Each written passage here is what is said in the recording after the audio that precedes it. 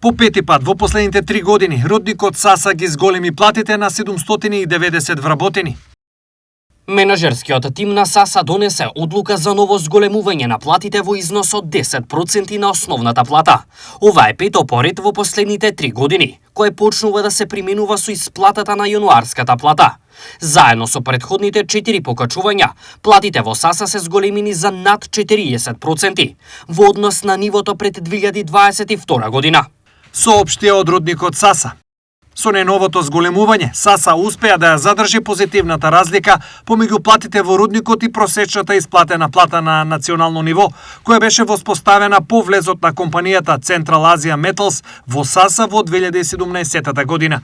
Имено со ова зголемување, платите во Саса остануваа значително повисоки од националниот просек, а при тоа се поголеми и од платите на вработените во сите останати рударски компании во земјата.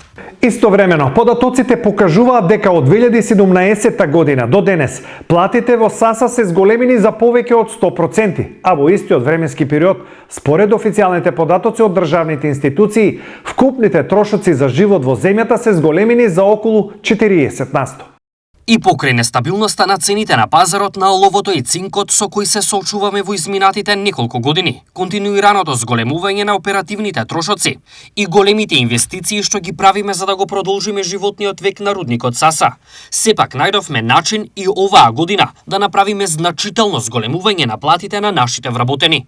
Потенцираа од рудникот Саса.